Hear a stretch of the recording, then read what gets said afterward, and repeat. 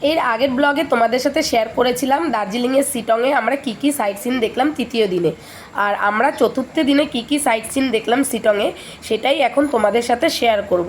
তো এখন যে কটেজটা তোমরা দেখতে পাচ্ছ এটা সিটংয়েরই একটি সাইট সিন, সেটা হলো অরেঞ্জ গার্ডেন। দার্জিলিংয়ে ঘুরতে গিয়ে যতগুলো হোমস্টেতে আমরা ছিলাম তার থেকে অনেক অনেক সুন্দর এই অরেঞ্জ গার্ডেনের হোমস্টেগুলো, আর আমাদের হোমস্টের পাশেই ছিল অরেঞ্জ গার্ডেন। তো চলো তোমাদেরকে অরেঞ্জ গার্ডেনটি ঘুরে ঘুরে দেখাই যে দেখতে কেমন লাগছে।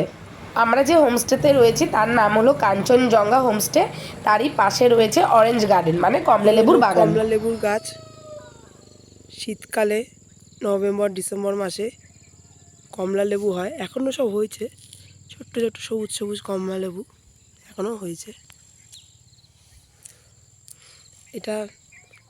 এই জায়গাটার নাম হলো সিটং। আমরা কোন হোমস্টে আছি দেখে নাও তোমরা, খুব সুন্দর হোমস্টেটা। চলো তোমাদের সামনে দেখাচ্ছি।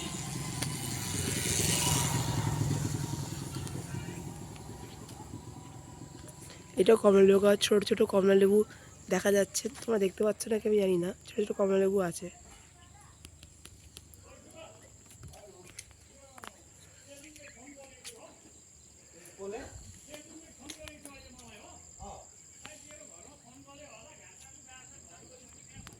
যেহেতু কমলালেবুর বাগান মানে অরেঞ্জ গার্ডেন আমাদের হোমস্টের পাশেই ছিল, তাই সকাল সকাল কমলালেবুর বাগানটি দেখার পরে আমরা ব্রেকফাস্ট সেরে বেরিয়ে পড়েছিলাম আমাদের নেক্সট সাইট সিন দেখতে, যার নাম ছিল অহলধারা। আর এই সাইট সিনটা দেখতে যাওয়ার পথে দেখতে পেয়েছিলাম অনেক শশা গাছ, আর তার সঙ্গে দেখতে পেলাম একটা ছোট্ট শশা।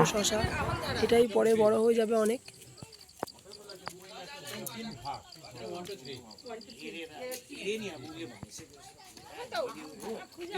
শশা বাগান দেখতে দেখতে আমরা এগিয়ে চললাম অহলধারা ভিউ পয়েন্টের দিকে। দেখো এখান থেকেই যেতে হয় অনেকটাই হাইটে ভিউ পয়েন্ট, আর এই যে দেখো চলে আসলাম ভিউ পয়েন্টে।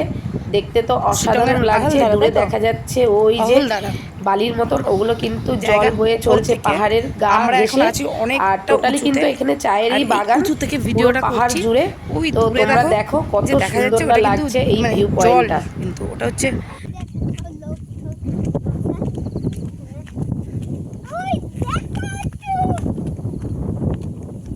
যাস না যাস না যাস না যাস না,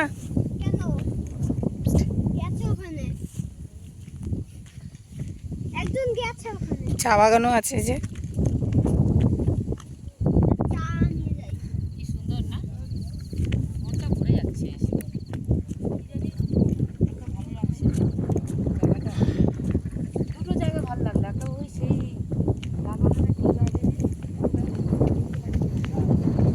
কিছু কিছু জায়গায় মনে হচ্ছে রোদ পড়েছে, আর কিছু কিছু জায়গায় ছাওয়া, কিছু কিছু জায়গায় তাই কালো কালো লাগছে, কিছু জায়গায় আবার সাদা সাদা।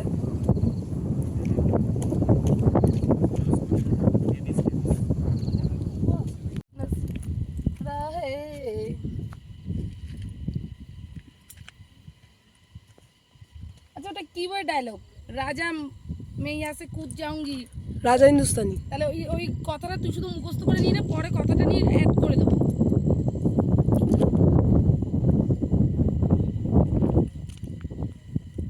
হ্যাঁ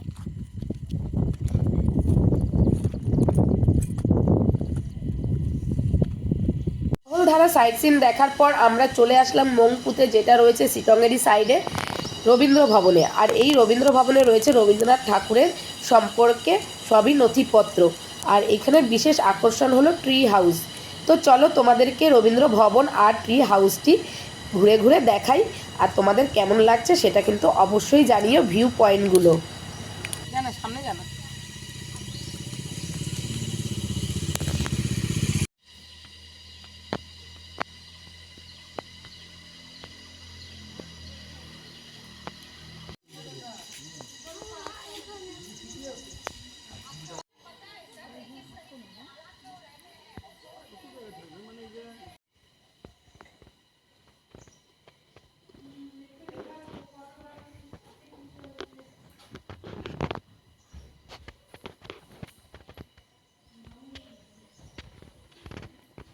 তো বন্ধুরা, তোমাদের ব্লগটি কেমন লাগলো অবশ্যই জানিও। এরপরে তোমাদের সাথে শেয়ার করব যে দার্জিলিংয়ে লাস্ট দিনে আমরা কি কি সাইট সিন দেখলাম।